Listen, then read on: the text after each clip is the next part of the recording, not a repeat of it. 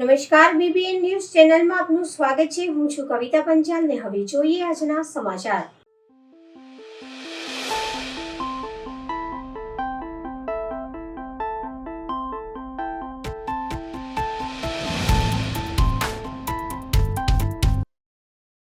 વડોદરા શહેરના છાણી જકાતનાકા તરુણનગર ખાતે બન્યો આગનો બનાવ। છાણી જકાતનાકા TP13 ખાતે આવેલા તરુણનગર ખાતે ભાડે આપેલા મકાનમાં ગેસ લીકેજ થવાના કારણે ભયાનક આગ પ્રસરી। ફાયર સ્ટેશનને કોલ મળતા તાત્કાલિક ઘટના સ્થળ ઉપર પહોંચી આગને બુઝાવવાની કામગીરી કરવામાં આવી। ફાયરના 2 ગાડીઓથી સતત પાણીનો મારો ચલાવી આગ ઉપર કાબૂ મેળવી લેવામાં આવ્યો હતો।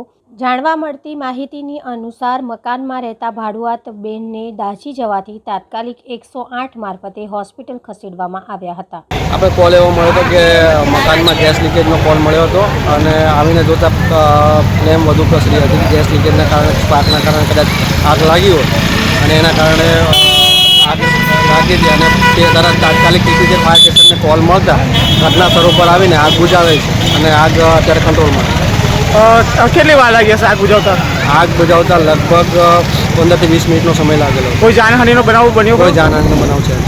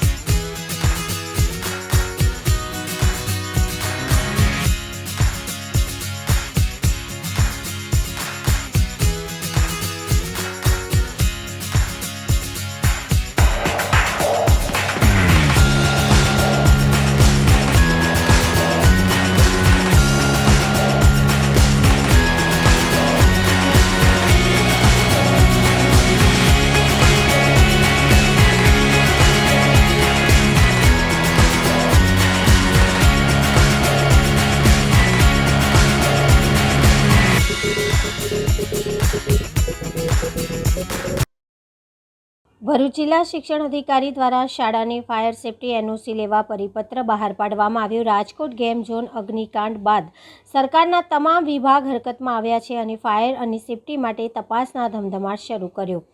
જિલ્લા શિક્ષણ અધિકારી દ્વારા શાળાને ફાયર સેફટી NOC મેળવી લેવા પરિપત્ર બહાર પાડવામાં આવ્યો। ડિઝાસ્ટર મેનેજમેન્ટ દ્વારા ચેકિંગ હાથ ધરવામાં આવશે। ડિઝાસ્ટર મેનેજમેન્ટ અને શાળા સલામતી માટેનું ચેક લિસ્ટ જારી કરવામાં આવ્યું। આવનાર દિવસોમાં ચોમાસા દરમિયાન વાવાઝોડા અને ગાજવીજ સાથે વરસાદથી વિદ્યાર્થીઓની સેફટી માટે પરિપત્ર બહાર પાડવામાં આવ્યો। અધિકારીશ્રીઓના દિન 2માં શાળાની આકસ્મિક મુલાકાતે જશે, જે સંદર્ભે ડિઝાસ્ટર મેનેજમેન્ટ અને ફાયર સેફટી અંતર્ગતની તમામ માહિતી લેવામાં આવશે। વધુમાં ફાયર સેફટીની NOCની મુદત પૂર્ણ થઈ ગઈ હોય તેમને સત્વરે રિન્યુઅલની દરખાસ્ત કરવી અને તે અંતર્ગતમાં તમામ જરૂરી સાધનિક કાગળો શાળા કક્ષાએ ઉપલબ્ધ રાખવા જેવી આવનાર અધિકારી તેની ચકાસણી કરી શકે છે। આગામી દિનોમાં વર્ષા ઋતુ અને વાવાઝોડા સંદર્ભે આપની શાળાની સલામતી અન્વયે શાળા જાનમાલને નુકસાન ન થાય તેમજ વિદ્યાર્થીઓની સલામતી જળવાય તે અંતર્ગત આગોતરું આયોજન કરી તકેદારીના પગલાં લેવા સૂચના અપાઈ હતી। અત્રેની તમામ શાળાઓમાં તકેદારી અને સાવચેતીના પગલાં રૂપે એક સઘન ચેકિંગ હાથ ધરાયું છે। તાલુકાવાર ટીમો અમારા અધિકારીઓની બની ગઈ છે અને આ ટીમો આકસ્મિક મુલાકાત લઈ અને રેન્ડમ ચકાસણી કરશે। દરેક શાળાઓના ફાયર NOCના પ્રમાણપત્રો ચકાસવામાં આવશે। દરેક શાળાઓની અંદર આકસ્મિક આગના બનાવને પહોંચી વળવા માટે કેટલી સુવિધાઓ છે, એક્સપાયરી ડેટવાળા કોઈ સાધનો છે કે કેમ તેની ચકાસણી કરશે અને તે તમામ શાળાઓને સૂચના પણ આપી દેવામાં આવી છે કે ફાયર NOCના સર્ટિફિકેટ અદ્યતન મેળવી લેવા। ફાયરના સેફટીના જે સાધનો છે એ પણ જો એક્સપાયરી ડેટવાળા હોય તેને દૂર કરવા અને નવા સાધનોની ખરીદી સત્વરે કરી લેવી। ઉપરાંત આગામી સમયમાં ચોમાસું પણ આવી રહ્યું છે એટલે ડિઝાસ્ટર મેનેજમેન્ટની સૂચના પણ આપી દેવામાં આવી છે। કોઈ શાળાઓમાં બાંધકામ ચાલતું હોય કે દિવાલ તૂટી પડેલી હોય કે જર્જરિત ઓરડાઓ હોય તો એવા ઓરડાઓ સ્કૂલો શરૂ થાય એ પહેલાં તોડી પાડવા અથવા તો એનું રિનોવેશનનું કામ શાળા શરૂ થાય એ પહેલાં પૂર્ણ કરી દેવાની સૂચના આપી દેવામાં આવી છે અને મારી ટીમો આ અઠવાડિયા દરમિયાન દરેક શાળાઓમાં ચેકિંગ કરશે. બુટલેગરોના કિમિયા નિષ્ફળ. વડોદરાના એક્સપ્રેસ હાઈવે ઉપરથી સિમેન્ટના કન્ટેનરમાં લઈ જવાતા ₹45 લાખનો દારૂ ઝડપાયો. વડોદરા નજીક એક્સપ્રેસ હાઈવે ઉપર આજોડ ગામની સીમમાંથી જિલ્લા લોકલ ક્રાઇમ બ્રાન્ચ મોડી રાત્રે સિમેન્ટ મિક્સરના કન્ટેનરમાં લઈ જવાતો ₹44,83,200ની કિંમતનો દારૂનો જંગી જથ્થો ઝડપી પાડ્યો હતો. આ બનાવમાં પોલીસે કન્ટેનર ચાલકની ધરપકડ કરી કાર્યવાહી હાથ ધરી છે. જિલ્લા લોકલ ક્રાઇમ બ્રાન્ચના પીઆઈ કુણાલ પટેલે માહિતી આપતા જણાવ્યું હતું કે મોડી રાત્રે એલસીબીની ટીમ મંજુસર પોલીસની હદમાં પેટ્રોલિંગમાં હતી. તે દરમિયાન તેઓને બાતમી મળી હતી કે સિમેન્ટ મિક્સ કરવામાં આવતા કન્ટેનરમાં દારૂનો જંગી જથ્થો એક્સપ્રેસ હાઈવે ઉપરથી પસાર થનાર છે. આ માહિતીના આધારે એલસીબીની ટીમ આજોડ ગામની સીમમાં વોચમાં ગોઠવાઈ હતી. દરમિયાન માહિતીવાળું કન્ટેનર પસાર થતાં તેને વોચમાં ગોઠવેલી પોલીસે રોકી. પોલીસે ચાલક ચાંદમલ મીનાની અટકાયત કરી પૂછપરછ કરતા તે યોગ્ય જવાબ આપી ન શકતા પોલીસને શંકા ગઈ હતી.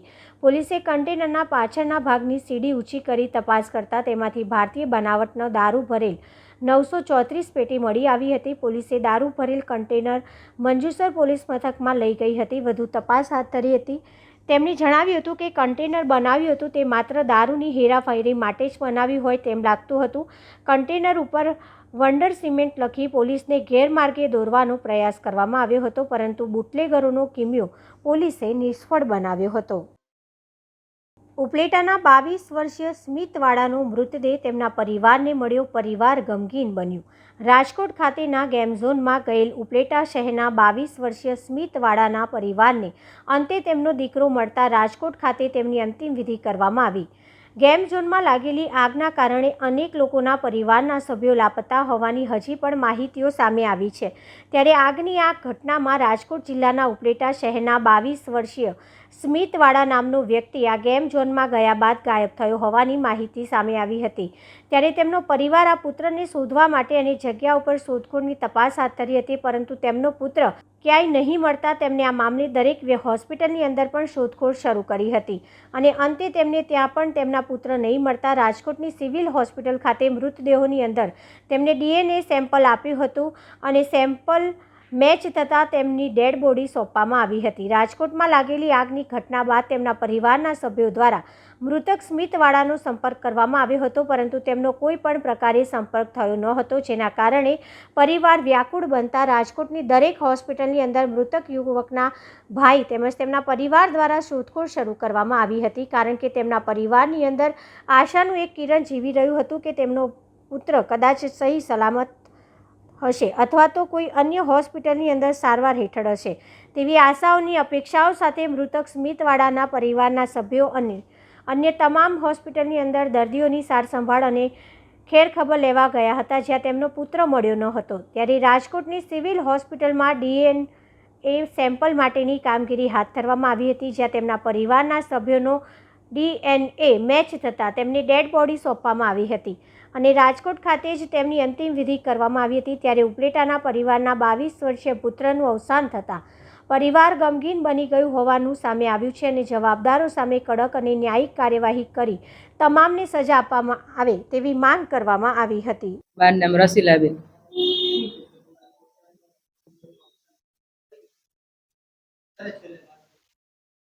અમારે છેલ્લે શનિવારે 5 વાગે અમે ફોન કર્યો ને તો 5 વાગે સ્વિચ ઓફ ફોન આવતો હતો એનો.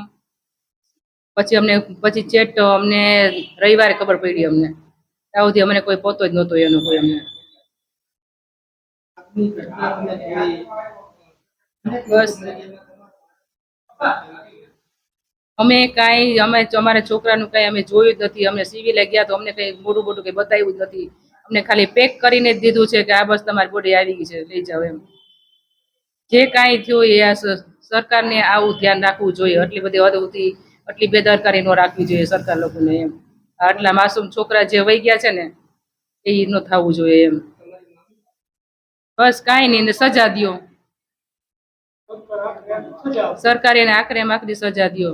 જે અમારું તો હતું એ તો વહી ગયું, અમને કઈ લાભ નથી થવાનો કોઈ જે કઈ થાય એમાં. જે પાછળનું જે છે ને એ વ્યક્તિને ન્યાય મળે એમ. મનીષભાઈ વાળા. મનીષભાઈ લાલજીભાઈ વાળા.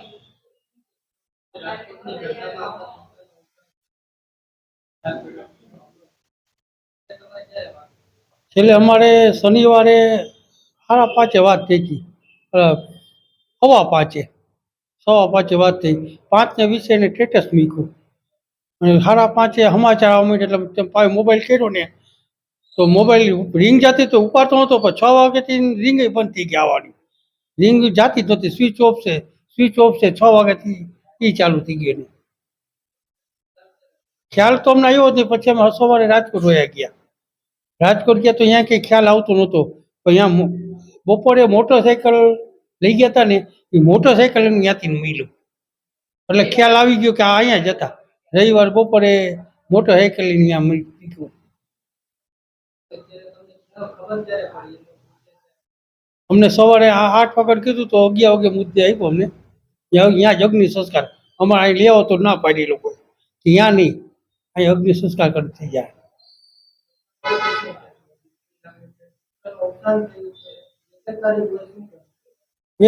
સરકારની બેદરકારી સાહેબ. આવા મોરબીમાં થયું, બરોડામાં થયું, હવે અહીંયા થયું. હવે સરકાર ક્યાં કઈ કોઈને પગલાં લઈ છે? કઈ પગલાં લઈ છે? અમારી માગણી આ બધા હોય ને એક ફેરે આકરામાં આકરી સજા. મારું નામ સચિન મનીષભાઈ વાડા છે. હું રાજકોટમાં જ હતો. મારો નાનો ભાઈ છે જે ટીઆરપી ઝોન છે તેની અંદર રમવા ગયેલો અને એની સાથે મારા માસીનો છોકરો બી રમવા ગયેલો હતો. એમની જાણ એને મને કરેલી હતી. જ્યારે મને ખબર પડી કે ત્યાં આગ લાગેલી છે તો હું ડાયરેક્ટ ત્યાં જઈને ઘટના સ્થળે દોડેલો હતો. ઘટના સ્થળે ગયો ત્યારે મેં જોયું કે અહીંયા ભીષણ આગ લાગેલી છે અને આગ એટલી હતી કે ત્યારે કંઈ સૂઝ નહોતી પડતી અમને.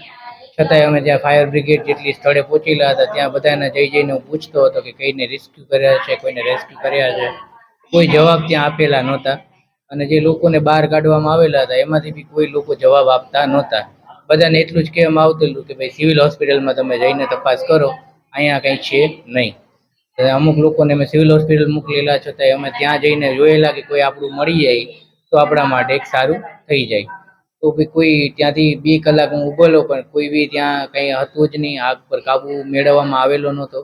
સિવિલ હોસ્પિટલ ગયા ત્યારે ખબર પડી કે ત્યાં જેટલા બી જે છે એક પછી એક લાશ જ આવી રહી છે. કોઈ એવું વ્યક્તિ નથી જેનું રેસ્ક્યુ કરવામાં આવેલું છે. છતાંય અમે ત્યાં ગયા અને જોયું કે ભાઈ કઈ રીતે છે તો ત્યાંથી અમને કહેવામાં આવેલું કે ભાઈ તમે ત્યાંથી બધાની રિપોર્ટિંગ જે છે તમારે જે ગુમ થયેલા છે એમના નામ લખાવો. એમના નામ લખાવી અને તમારું એક DNA સેમ્પલ લેવામાં આવશે કે જે તમારા જે ગુમ થયેલા છે એમની સાથે જો તમારું ત્યાં સાથે મેચ થશે તો પછી તમને આગળ જાણ કરવામાં આવશે. એટલે રાતે 3 વાગ્યા સુધી DNA નું આખું ટેસ્ટિંગ ચાલેલું છે. 3 વાગ્યા પછી અમે પ્રાઇવેટ હોસ્પિટલ જેટલી બી હતી રાજકોટની બધી જગ્યાએ અમે ગયેલા અને બધી જગ્યાએ અમે તપાસ કરેલી છે. કોઈ બી હોસ્પિટલમાં કોઈ કેસ આવેલો નહોતો એ બધી અમને જાણ કરેલી હતી. છતાંય બીજા દિવસે પાછા જઈ અને સિવિલ હોસ્પિટલે ગયા ત્યારે કોઈ જવાબ આપતા નહોતા ત્યાં સિવિલ હોસ્પિટલે કે કઈ રીતે છે કઈ રીતે નથી. અમે ત્યાં ગયા, ત્યાં રાહ જોઈ, બધાને પૂછ્યું કે આમાં કંઈ છે કંઈ નથી, કોઈને કંઈ ન્યૂઝ મળેલી છે અને આખરે એમને એવું કીધું છે કે DNA ટેસ્ટ છે એ તમને સાંજ સુધીમાં મળી જશે. સાંજ સુધીમાં કંઈ જવાબ ન આવેલો. પહેલાં એમ કીધું સવારે મળશે, પછી કીધું બપોરે મળશે, પછી કીધું સાંજે મળશે અને રાત્રે અંતે મને 12 વાગે ફોન આવેલો કે તમારો જે DNA ટેસ્ટ છે મેચ થઈ ગયો છે અને તમારા જે ગુમ થયેલા છે એ તમારા ભાઈ છે સ્મિતભાઈ, એમને અહીંયાથી જે છે તમે એકવાર આવી જાઓ અને તમારી જે અહીંયાથી ડેડ બોડી આપેલી છે એ તમે અહીંયાથી બધા કાર્યવાહી કરી અને ત્યાંથી કલેક્ટ કરી લો છો. બસ તો આટલી આખી વિગતવાર અમારી સાથે થઈ. ભરૂચથી 11 કિલોમીટર અંતરે આવેલા દેરોલ ગામના પાટિયા નજીક આજરોજ 6 જૈન સાધ્વીજી ભગવંત ઉપર હુમલો કર્યો હતો. બનાવની વધુ વિગત મુજબ જૈન સાધ્વીજી ભગવંત આજરોજ તેમના નિત્યક્રમ મુજબ સવારે 4:30 કલાકે ભરૂચ સીમાડી પોળ ખાતેથી તેઓની પદયાત્રા આરંભી હતી ત્યારે મહમ્મદપુરાથી એક આધેવ વયની વ્યક્તિ તેઓનો પીછો કરવાનું શરૂ કરેલ હતું. આ વ્યક્તિએ તેમનો પીછો કરવા કરતાં બૂમો પાડી તેમને ડરાવવાની પ્રયત્ન કર્યા હતા અને પદયાત્રા દરમિયાન નજીક આવવાનો પણ પ્રયત્ન કર્યો હતો. દેરોલ નજીક અત્યંત નજીક આવવાનો પ્રયત્ન કરતા જૈન સાધ્વીઓએ તેમને મૌખિક સૂચના આપી દૂર રહેવાનું જણાવ્યું. તે દરમિયાન ઉશ્કેરાયેલ ઈસમે પોતાના કમરપટ્ટા દ્વારા 6 સાધ્વી ભગવંતોને મારવાનું શરૂ કરી દીધું હતું, જે દરમિયાન એક સાધ્વીજીને ધક્કો મારી દૂર ફેંકી દીધા હતા. આ બનાવને જોતા રસ્તા પરથી પસાર થતા એક સ્થાનિક શાકભાજીવાળાએ વચ્ચે પડી બચાવવાનો પ્રયત્ન કર્યો. તે દરમિયાન ઈસમે એ શાકભાજીવાળા ભાઈને પણ માર્યો હતો અને ભાગી છૂટ્યો હતો, પરંતુ સ્થાનિક વ્યક્તિઓની મદદથી તેને દેરોલ ચોકડી પાસેથી પકડી લેવામાં આવ્યો હતો અને બીજા સ્થાનિક વ્યક્તિઓએ તેને પોલીસને હવાલે કર્યો. બનાવની જાણ થતાં ભરૂચ અને હજુ આજુબાજુના જૈન સમાજના લોકો હાજર થઈને જૈન સાધુ સાધ્વી ભગવંતોને પદયાત્રામાં સુરક્ષા મળે તેવી માંગણી કરી હતી. હું કેશોદના તાલુકા પંચાયત સભ્ય છું, સમની સીટનો ઉમેદવાર છું. અને આ મહારાજ સાહેબ જે હું સવારમાં માર્કેટે જતો હતો તે ટાઈમે મહારાજ સાહેબ ચાલતા આવતા હતા. તે ટાઈમે આ પાછળ આવતો હશે પણ પટ્ટે મારતો હતો મહારાજ સાહેબને ને લોકોને. એટલે મેં જોયા કે આ શું છે બધું. તો પછી હું ગયો હતો, મારા સામે આવવા એટેક કર્યું, મને સામે પટ્ટો માર્યો મોં પર પહેલો. પછી મેં એને માર્યો. એટલે મારા ડ્રાઈવર બે એક હતા, મારા પાછળથી આવતા હતા. એમને મને જોયો કોઈ જો ઝપાઝપી થઈ શકીશ નહીં. એટલે એ લોકો તૈયારીમાં મારા કાને ઊભા થઈ ગયા અને અમે માર્યો એને. પછી આવવા તૈયારી ટેન્કર પાછળ ટીંગાઈને અહીંયા ચોકડી પર નાખી આવ્યો. એટલે હું ભરૂચથી સીધો પાછો રિટર્ન વાળ્યો. એટલે મેં એને ચોકડી પર જોયું. એટલે મેં પકડી. એટલે તરત મારા શેઠ છે, હું જે દુકાનનો માલ લઉં છું તે ચંદ્રેશ કુમાર કરીને છે, એમને મેં ફોન કર્યો કે આવી રીતે પોલીસને પ્રોટેક્શન માગો તમે, બાકી અહીંયા હું એને માર નાખીશ. એટલે એને અહીંયા પછી પકડીને અમે બેહાડી રાખ્યો હતો. અને પછી બધાને બેહાડ્યા. પછી પોલીસવાળા આવતા હોતી અમે વાત જોઈએ એમના. પછી એને શોપને ફોન કર્યો હતો, તમે શાંતિલાલ શોપને મેં જ ફોન કર્યો અહીંયાથી પેલા બલાભાઈ કંઠી નંબર લઈને. અને મહારાજ સાહેબને એ લોકોએ એવો મારતો હતો એ લોકો કે જેને ઢોરને ટકેરે છે આવી રીતે સમૂહ મેં ઢોરને હાથા હોય ને એવી રીતે હારે એ રીતના મેં જોયેલા છે એમને. અને પોલીસ કદાચ કાર્યવાહી નહીં કરે તો હું અહીંયા ચક્કાજામ કરી દઈશ એકલો. બરાબર છે, બરાબર છે, અમે તમારી સાથે છીએ ભાઈ. આઈટીઆઈ અંકલેશ્વર જિલ્લો ભરૂચ ખાતે નવા તાલીમી પ્રવેશપત્ર ઓગસ્ટ 2024માં વિવિધ પ્રકારના ટ્રેડ વ્યવસાયોમાં પ્રવેશ મેળવવા માટે પાત્રતા ધરાવતા ઉમેદવારોએ ભરવાપાત્ર બેઠકો માટે ઓનલાઈન પ્રવેશ ફોર્મ ભરવાની પ્રક્રિયા શરૂ થયેલ છે. પ્રવેશ મેળવવા માટે ઈચ્છુક ઉમેદવારોએ વેબસાઇટ ITI.gujarat.government.in વેબસાઇટ તારીખ 1/4/2024થી તારીખ 13/6/2024ના રોજ સુધી પ્રવેશ ફોર્મ ભરી લેવાનું રહેશે. આઈટીઆઈ અંકલેશ્વર ખાતે સ્થાપિત કરેલ હેલ્પ સેન્ટર પરથી ઉમેદવારોએ સવારના 9:45થી સાંજના 5 કલાક સુધી ફ્રી વિનામૂલ્યે જરૂરી કોમ્પ્યુટરાઇઝેશનની કામગીરી જેવી કે ઓનલાઈન ફોર્મ ભરવું, જરૂરી ફી ભરવી તેમજ સમયાંતરે ચોઇસ ફિલિંગ અંગેની કામગીરી કરી આપવામાં આવશે. પ્રવેશ મેળવવા ઈચ્છુક ઉમેદવારોએ તેઓની પસંદગીની એક કરતાં વધારે સરકારી grant in aid self finance સંસ્થાઓ માટે એક જ સ્થળેથી ફક્ત ઓનલાઈન પ્રવેશ ફોર્મ ભરવાનું રહેશે તેમ ઔદ્યોગિક તાલીમ સંસ્થા અંકલેશ્વર જિલ્લો ભરૂચ તરફથી મળેલી એક અખબારી યાદીમાં જણાવ્યું છે. પાનબાઈબેનની સ્મૃતિમાં 105માં નેત્રદાન કેમ્પનું આયોજન કરવામાં આવ્યું. અમરેલીના ચિત્તલ વિદ્યાભારતી ટ્રસ્ટ અને શ્રી રણછોડદાસ બાપુ ટ્રસ્ટ રાજકોટ હોસ્પિટલની તબીબી સેવાએ સરસ્વતી વિદ્યા મંદિર ચિત્તલ ખાતે અમરેલી નગર શિક્ષણ સમિતિના ચેરમેન તુષારભાઈ જોશીના અધ્યક્ષતામાં સ્વર્ગસ્થ પાનબાઈબેનની સ્મૃતિમાં ઝવેરભાઈ લિંબાચિયા પરિવારના સહયોગથી 105માં નેત્રદાન કેમ્પ યોજાયો હતો, જેનું ઉદ્ઘાટન સંજયભાઈ લિંબાચિયાના હસ્તે કરવામાં આવેલ. આ તકે ખોંડલધામ સમાધાન પંચના અધ્યક્ષ મનુભાઈ દેસાઈ, વિહિપના પ્રમુખ રમેશભાઈ સોરઠિયા, લોક સાહિત્યકાર રમેશભાઈ જાદવ સહિત સામાજિક સ્વૈચ્છિક સંસ્થાઓના અગ્રણીઓની ઉપસ્થિતિમાં 105 દર્દીને તપાસ અને 27 દર્દીને મોતિયાના ઓપરેશન કરવામાં આવશે. સમગ્ર કાર્યક્રમનું સંચાલન સંસ્થાના પ્રમુખ હિતેશભાઈ મહેતાએ કરેલ. આ કેમ્પમાં વિવિધ સામાજિક સ્વૈચ્છિક સંસ્થાના સ્વયંસેવી અને નિસ્વાર્થ સેવા આપવામાં આવી હતી. તો આપણો ભગવાન છે, આપણા ભગવાન એક એવા છે.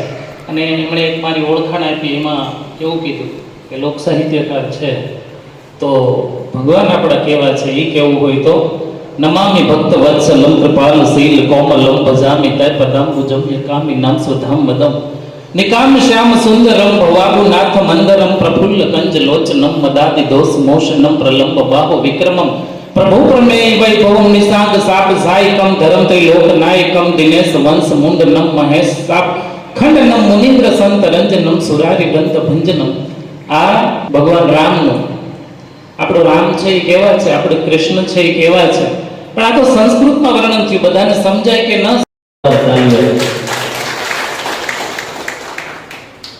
અહીંના ચિત્તલના વિશ્વ હિન્દુ પરિષદના પ્રમુખ તથા આજના દાતા, કારણ કે કોઈ પણ સેવા કાર્ય છે ને એ પૈસા વગર નથી, એટલે એમાં જે સહયોગ આપે છે ને એ પણ અભિનંદનના અધિકારી, કારણ કે સેવા કરવી એ નાની વસ્તુ નથી. આજુબાજુના તમામ ગામડાઓમાંથી દર્દીઓ અહીંયા એનું નેત્રનું નિદાન કરી અને જરૂર પડશે તો એ રાજકોટ જઈ અને ઓપરેશન કરાવશે. અને આ અવિરત સેવા હિતેશભાઈ મહેતા અને એમની ટીમ જે કરી રહી છે એ બદલ હું એમને અભિનંદન પાઠવું. ભરૂચ તાલુકાના દેરોલ ગામના પાટિયા નજીક 6 જૈન સાધ્વીઓ પર શખ્સે કર્યો હુમલો. જૈન સાધ્વીજી ભગવંત આજરોજ તેમના નિત્યક્રમ મુજબ સવારે 4:30 કલાકે ભરૂચ શ્રીમાળીપોળ ખાતેથી વિહાર કરતા મહમ્મદપુરાથી એક ઈસમે સાધ્વી ભગવંતોનો પીછો કરવાનું શરૂ કર્યું હતું, જેણે પીછો કરતા બૂમો પાડી ડરાવવાનો પ્રયાસ કર્યો હતો. જે બાદ દેરોલ ગામ પાસે વિહાર સેવક દેવજીભાઈ છૂટા પડતા શખ્સે જૈન સાધ્વીજી ભગવંત ઉપર બેલ્ટ વડે હુમલો કરવાનું શરૂ કરતા એક સાધ્વીજીને ધક્કો મારી દૂર ફેંકી દીધા હતા. તે વેળાએ રસ્તા પરથી પસાર થતા સતીશભાઈ વચ્ચે બચાવવા પડતા તેમને પણ માર માર્યો હતો, જેઓ પ્રતિકાર કરી શખ્સને પકડી અન્ય લોકોની મદદ વડે ભરૂચ તાલુકા હવાલે કર્યો હતો. પોલીસે ગુનો નોંધી તજવીજ હાથ ધરી હતી. આ અંગે ડીવાયએસપી ડોક્ટર કૌશલ ઓઝા સાહેબ દ્વારા એક પ્રેસ કોન્ફરન્સ યોજી માહિતી આપવામાં આવી હતી.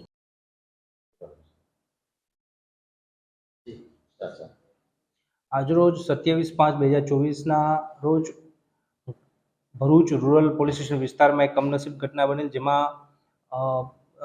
ભરૂચના શ્રીમાળીપોળ જૈન ઉપાશ્રયથી 6 જેટલા જૈન સાધ્વી સંતો એ વિહાર કરતા હતા તથા પગપાળા જઈ રહ્યા હતા, ત્યારે થામથી દેરોલ જતા રસ્તા ઉપર એક અજાણ્યા ઈસમ દ્વારા તેમની ઉપર હુમલો કરવામાં આવેલ. જેમાં ઘટના એવી બનેલ છે કે જ્યારે એ ત્યાંથી પસાર થતા હતા તે દરમિયાન આ વ્યક્તિ જે છે એમનો પીછો કરતો હતો. જૈન સાધુ સંતો સાધ્વીઓ દ્વારા તેને દૂર રહેવા, તેની વર્તણૂક થોડી શંકાસ્પદ જણાતા તેને દૂર રહેવા જણાવેલ અને તેનાથી આ ભાઈ ઉશ્કેરાઈ ગયેલ અને તેમણે એની ઉપર ગાળાગાળી કરી, થોડો કમરપટ્ટાઓ કાઢી અને તેમને મૂઢું મારથી ઈજા કરેલ છે. અને ત્યારબાદ ગામ લોકોએ ત્યાં પહોંચી જઈ તેમને તે વ્યક્તિને પકડી પાડેલ અને તાત્કાલિક પોલીસને જાણ કરતાં પોલીસ તાત્કાલિક ત્યાં બનાવ સ્થળે પહોંચી ગયેલ. પોલીસ તરત એક્શનમાં આવી ગયેલ, એને આરોપીને પકડી પાડવામાં આવેલ છે. એ વ્યક્તિ જે છે તેનું નામ જે છે એ અલ્તાફ હુસેન હમીદભાઈ ઇબ્રાહીમભાઈ શેખ તરીકે ઓળખ થયેલ છે. મૂળ તે ખંભાતનો છે. છેલ્લા 4 મહિનાથી ભરૂચ ખાતે રહેતો હતો અને છૂટક મજૂરી કરીને કામગીરી કરતો હતો. તેના દ્વારા આ બનાવ કરવામાં આવ્યો છે. પોલીસે તેને અટક કરવામાં આવે છે, ગુનો દાખલ કરી દેવામાં આવેલ છે તથા આગળની પૂછપરછ અને કડક એક્શન પોલીસ દ્વારા કરવામાં આવી રહી છે. પ્રાથમિક દ્રષ્ટિએ તપાસ દરમિયાન અત્યારે એવું જાણવા મળ્યું છે કે આ ભાઈ શંકાસ્પદ રીતે જૈન સાધુ સંતો જે છે જે વિહાર કરી રહ્યા હતા, પગપાળા જઈ રહ્યા હતા, તેનો પીછો કરી રહ્યો હતો અથવા અમુક શંકાસ્પદ એક્ટિવિટી એની જણાતા સાધુ સંતો દ્વારા તેને દૂર રહેવા જણાવેલ. તેનાથી અને ઉશ્કેરાઈ જઈ અને આવું કર્યું હોય તેવું પ્રાથમિક દ્રષ્ટિએ જણાય છે. તેમ છતાં તપાસ ચાલુ છે. વધુ કોઈ કારણસર તો એ તપાસમાં જણાઈ આવશે.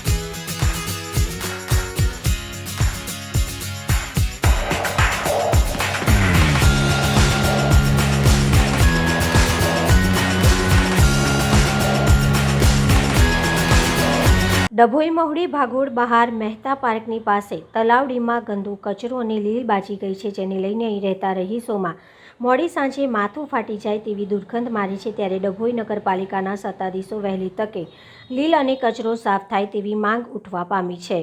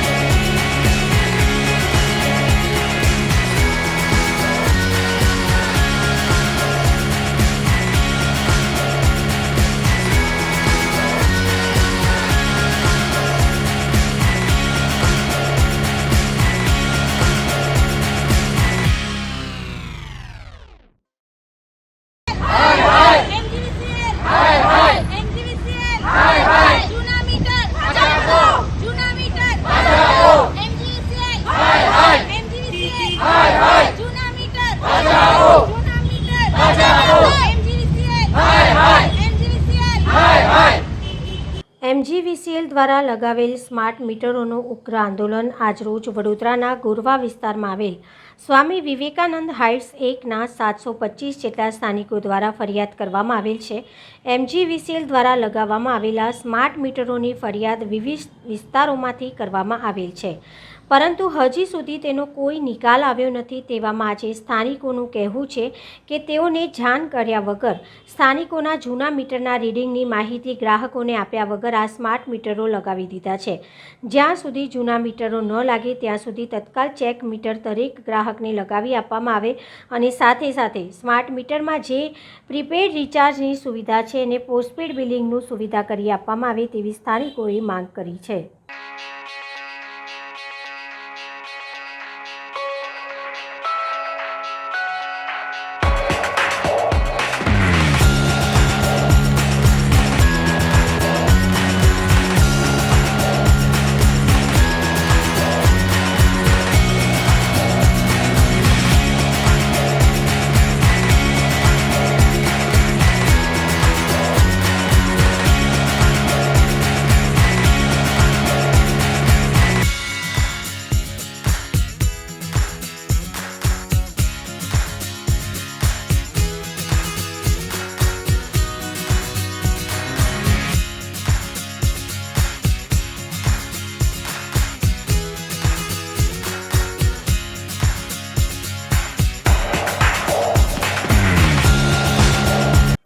આજના સમાચાર આવતીકાલે ફરી મળીશું આ ચેનલ પર આ સમય। ત્યાં સુધી સમગ્ર BBN ન્યૂઝ ચેનલની ટીમને રજા આપશો। નમસ્કાર।